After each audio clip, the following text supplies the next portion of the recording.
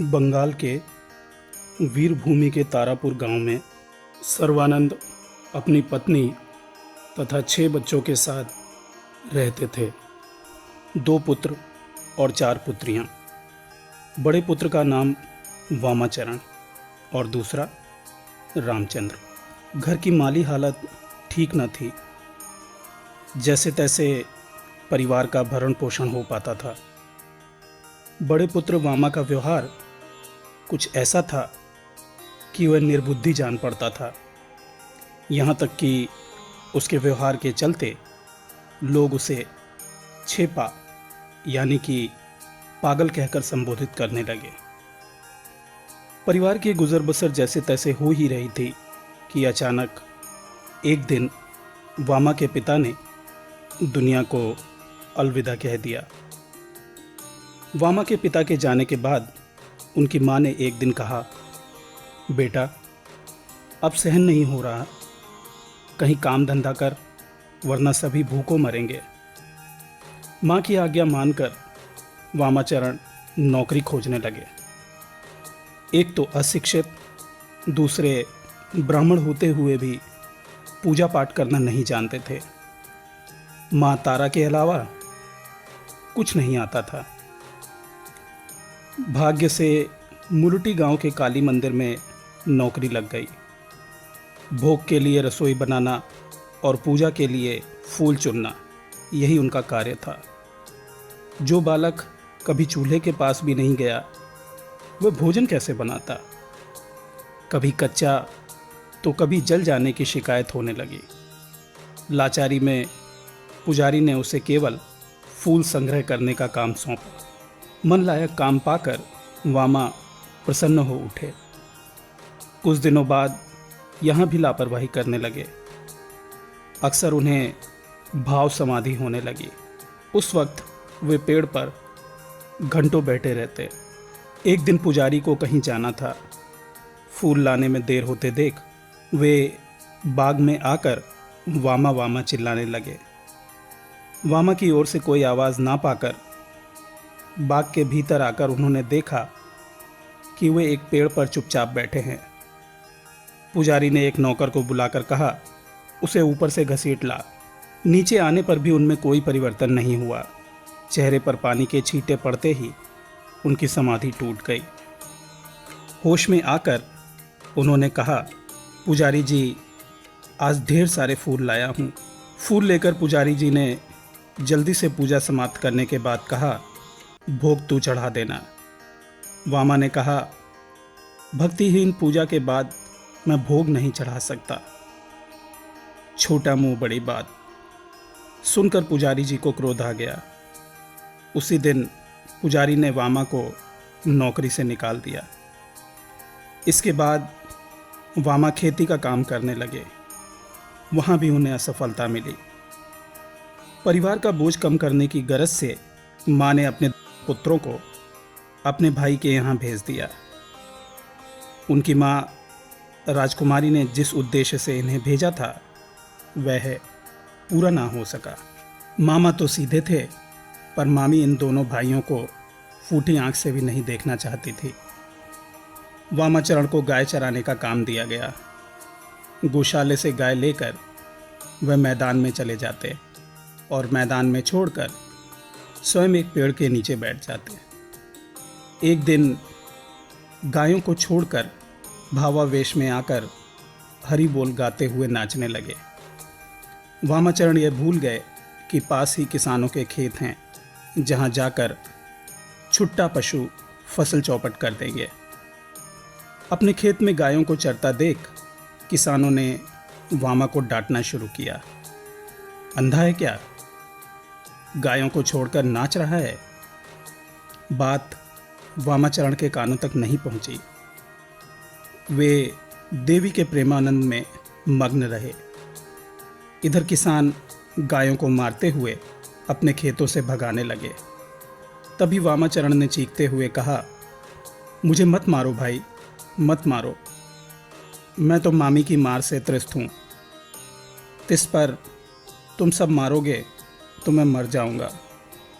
वामाचरण की बातें सुनकर किसान हंसने लगे।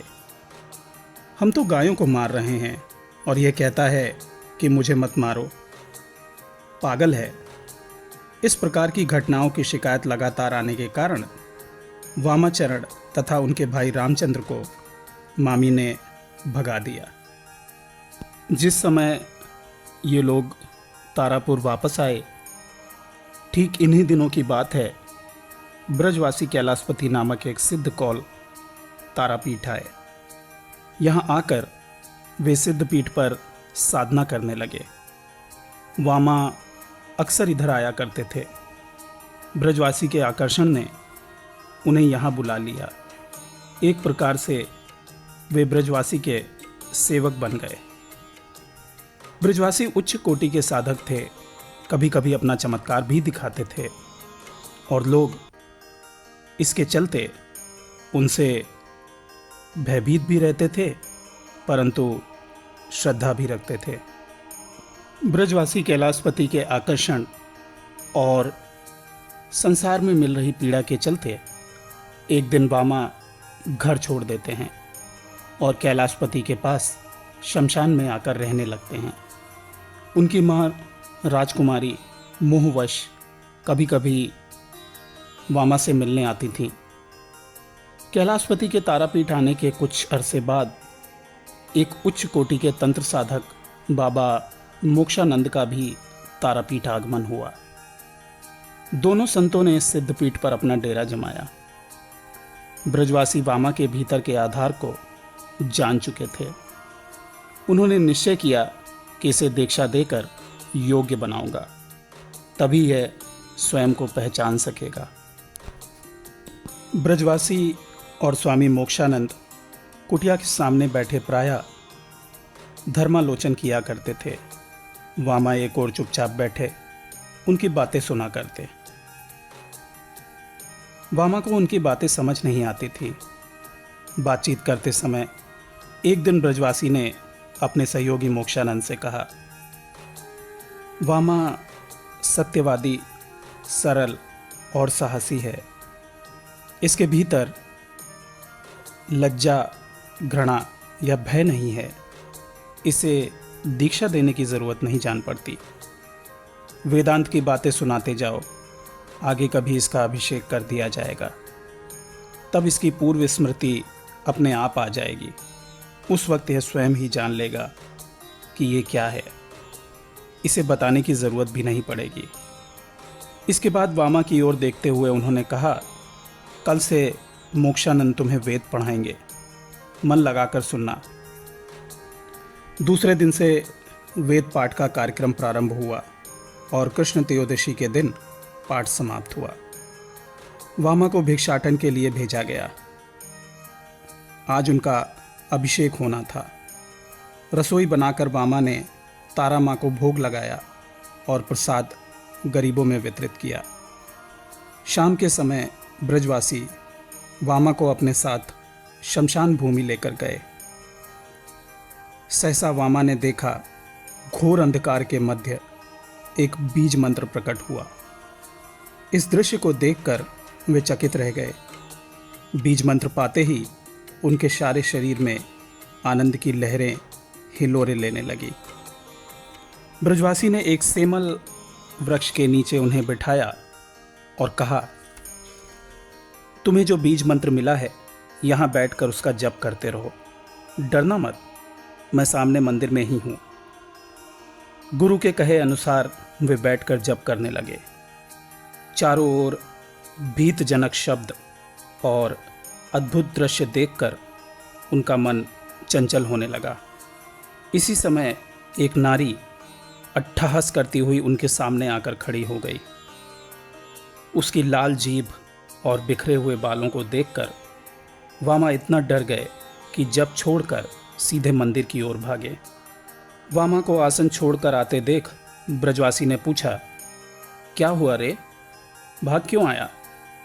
वामा ने कहा, बाप रे, एक राक्षसी मुझे निगलने आई थी। उसकी आंखें अंगारे की तरह जल रही थी।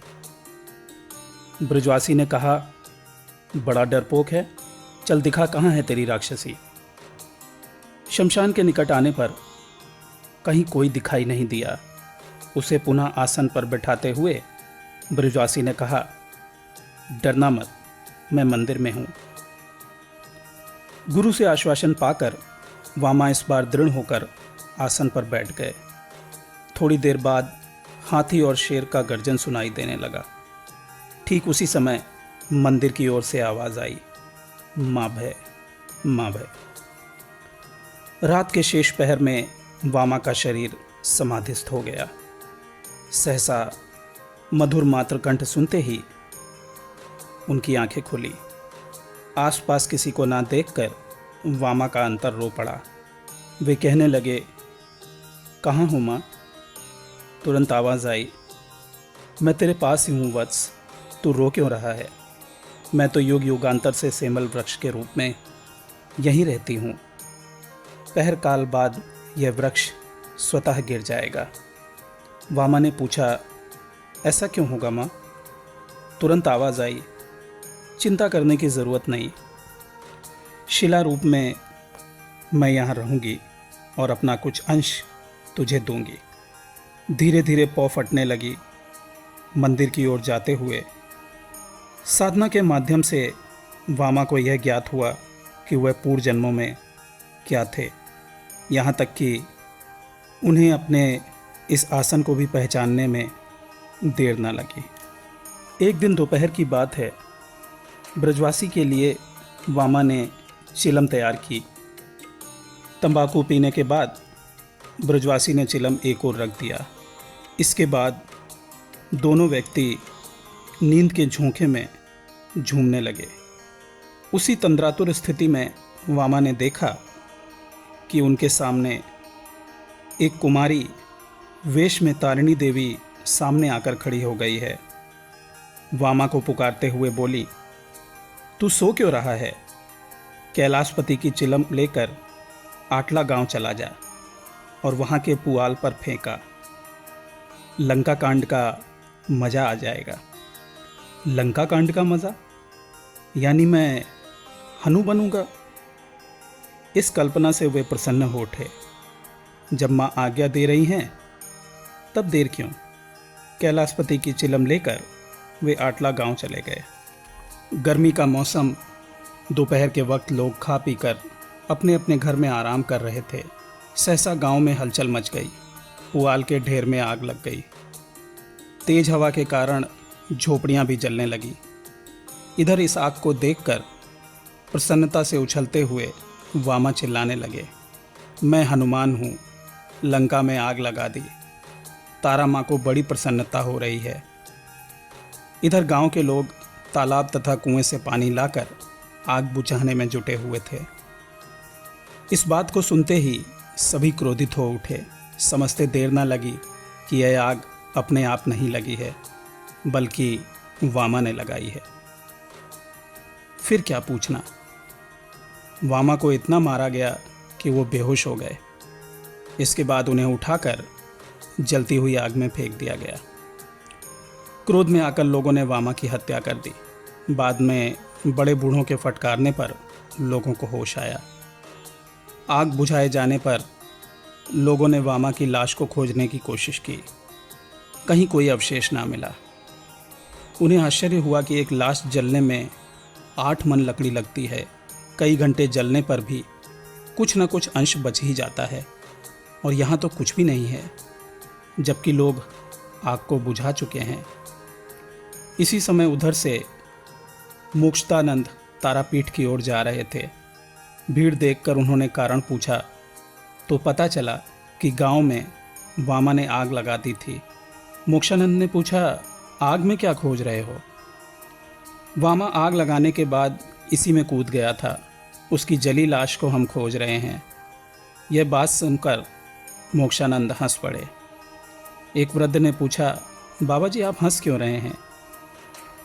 तुम लोगों की बात सुनकर वामा मरा नहीं है। इस वक्त वह तारापीठ में बैठा होगा।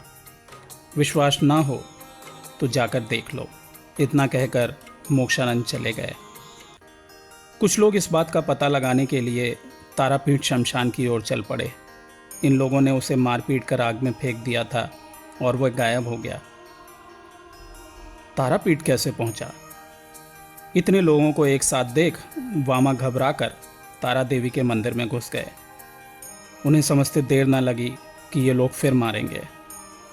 वामा को मंदिर की ओर भागते देख सभी विस्मय से अवाक रह गए। क्या यह पिशाच सिद्ध है? चारों ओर से शोर होने के कारण ब्रजवासी जी अपनी कुटिया से बाहर आए।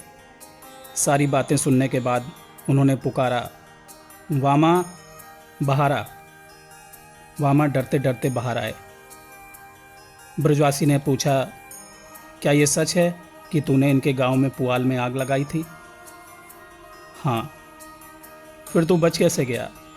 वामा ने कहा, इन लोगों ने मुझे पीट पीट कर आग में झोंक दिया और तभी तारा माँ ने मुझे अपनी बाहों में लेकर जंगल में फेंका। मैं वहाँ से दौड़ता हुआ यहाँ आ गया। आइंदा से ऐसी हरकत मत करना, जा पूजा कर। ब्रजवासी ने फिर गांव वालों से कहा, अब आप लोग जाइए, आइंदा कोई घटना नहीं होगी। इसी प्रकार की एक घटना और हुई थी। उस दिन दोपहर के वक्त वामा कहीं से पैदल आ रहे थे। गर्मी का मौसम, गर्म हवा से लोग परेशान थे। ठीक ऐसे माहौल में अचानक वामा ने सुना कोई उन्हें पुकार रहा है, वामा वामा। वे चलते चलते रुक गए। कौन पुकार रहा है? कहाँ से पुकार रहा है? सारा मार्ग तो सुनसान पड़ा है। तभी पुनः आवाज़ आई, मैं यहाँ हूँ वामा। चारों ओर देखने के बाद उन्होंने देखा कि चक्रवर्ती के टूटे मकान की एक खिड़की से एक बालक पुकार रहा है, जैसे कोई सयाना बुलाता है, वामा इधर तो आओ। आंखें मिलते ही बालक ने कहा, मुझे यहाँ से ले चलो। लोग यहाँ मुझे पानी तक नहीं देते। गर्मी से बेचैन हो जाता हूँ। पानी नहीं देते? किसके लड़के हो तुम? वामा कुछ समझ ना पाने के कारण पूछ बैठे। मैं? बालक हंस पड़ा। मैं किसी का बालक नहीं हूँ, भक्तों का दास हूँ, इस घर का नारायण। तुम नारायण हो तो तुम्हें पानी क्यों नहीं देते? शायद भूल गए हैं। तुम मुझे ले चलो, तुम पानी देते रहना। वामा ने कहा, नहीं बाबा, कहीं कोई फसाद हो गया तो मुसीबत में फंस जाऊंगा। बालक ने कहा, कुछ नहीं होगा, आ जाओ। मगर कैसे आऊं? न सीढ़ी है और न रस्सी, ऊपर कैसे चढ़ूंगा? बालक नारायण ने कहा, सीढ़ी रस्सी नहीं है तो क्या हुआ, तुम ठहर जाओ, मैं धोती लटकाता हूँ, उसी के सहारे ऊपर आ जाना। इतना कहने के साथ ही बालक ने ऊपर से एक धोती नीचे लटका दी। उसी धोती के सहारे वामा चक्रवर्ती के मकान पर चढ़ गए।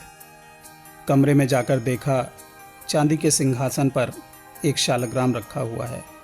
बालक ने उस शालग्राम को वामा को देकर कहा, अब जल्दी से भाग जाओ। क्या तुम साथ नहीं चलोगे? मैं बाद में आऊँगा। उस शालग्राम को लेकर वामा शमशान में आए और बालू की एक वेदी पर रख दिया। इसके बाद 4 जंगली फूल तथा कुछ बेलपत्तियां चढ़ाने के बाद कहा, ठाकुर पूजा हो गई, अब आराम से सो जाओ। मैं बड़ी माँ यानी कि तारा देवी के पास जा रहा हूँ। कहने के साथ ही वे मंदिर की ओर दौड़ गए।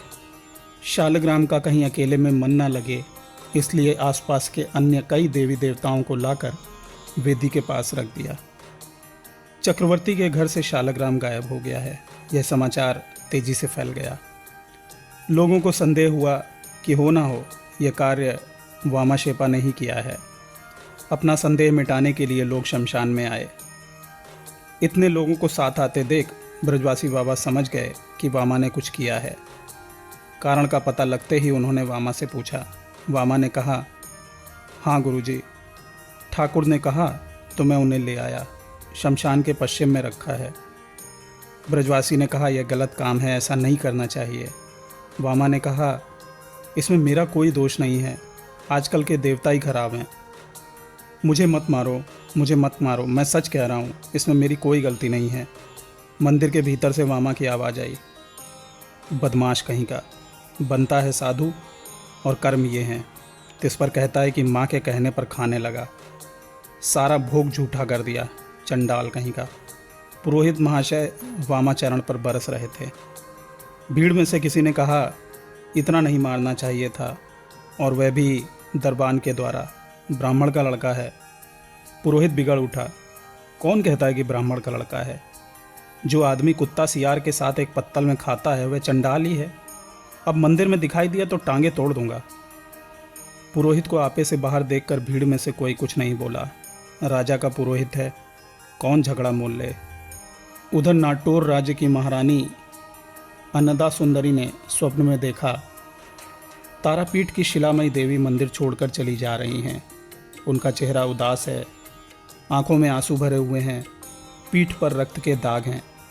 यह दृश्य देखकर रानी कांप उठी, बोली, माँ, ये कैसा दृश्य दिखा रही हो? माँ ने कहा, मैं यहाँ अनादिकाल से हूँ। तूने मेरे लिए मंदिर बनवाया, पूजा का प्रबंध किया। आज तेरे पुरोहित ने मेरे पुत्र शेपा को बहुत मारा है। उसने शेपा को नहीं, मुझे मारा है। देख ले, मेरी पीठ पर रक्त के कितने दाग हैं। रानी कांप उठी, बोली, मुझे क्षमा करो, मैं इस पाप का प्रायश्चित अवश्य करूंगी। माँ ने कहा, मेरे लड़के को आज 4 दिन हुए प्रसाद खाने को नहीं मिला, इसलिए मैंने भी नहीं ग्रहण किया। रानी बोली, क्या तुम भी उपवासी हो माँ? माँ ने कहा, हाँ। अपने लड़के को दिए बिना माँ भला कुछ कैसे खा सकती है? अगर मेरे भोग के आगे वामा शेपा के लिए भोग का इंतजाम कर सकोगी तो मैं रह सकती हूँ, वरना हमेशा के लिए चली जाऊँगी। देवी की बातें सुनकर रानी ने कहा, कल ही इसका इंतज़ाम करती हूँ, तुम जाओ मत माँ। सहसा रानी की नींद खुल गई। सुबह रानी ने अपने स्वप्न की चर्चा राजा साहब से की। इधर स्वयं तारा माँ अपने लड़के को मना रही थी और वामा शमशान भूमि पर बच्चों की तरह लौटते हुए कह रहा था, नहीं, मैं तेरे मंदिर में नहीं जाऊंगा। आदर के साथ खाने के लिए बुलाया और जब खाने बैठा तो दरबान से पिटवा दिया। तू पाषाणी है, मायावनी है, मैं तेरी बात नहीं सुनता। माँ ने कहा, नहीं मेरे बेटे, मान जा, उन लोगों ने तुझे नहीं मुझे मारा है। वामा शेपा ने चौंक कर पूछा, तुम्हें मारा है? ठीक इसी समय अनेक लोगों के आने की आहट मिली और वह अदृश्य आवाज़ गायब हो गई। नाटोर की महारानी के आदेश से कई राज कर्मचारी शेपा बाबा की तलाश कर रहे हैं। महारानी ने जैसा स्वप्न देखा था उसी के अनुसार भोग का प्रबंध किया गया। रानी के आदेश से पुराने पुरोहित और दरबान को नौकरी से निकाल दिया गया। पूजा तथा भोग की पूरी जिम्मेदारी वामा शेपा बाबा को सौंप दी गई। बाबा को रानी के स्वप्न की घटना सुनाने पर वे विस्मय से अभिभूत हो उठे। रानी जी ने स्वयं ही इच्छा प्रकट की है कि आगे से देवी की पूजा बाबा करेंगे। उनकी सहायता के लिए अलग से एक पुजारी की नियुक्ति की गई। अब आगे से देवी पूजा बाबा ही करेंगे। यह बात सुनकर अनेक गरीब लोग प्रसाद पाने के लिए मंदिर के पास आने लगे। बाबा किस तरह से पूजा करेंगे यह देखने के लिए गांव से काफ़ी लोग आ गए। समय पर ढाक, घंटा, घड़ियाल, शंख बजने लगे। पुजारी जी बाबा को पकड़कर मूर्ति के सामने बैठाते हुए बोले, अब पूजा शुरू कीजिए।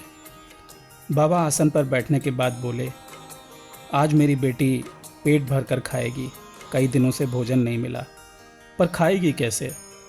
तू तो पाषाणी है, तू कैसे खा सकती है?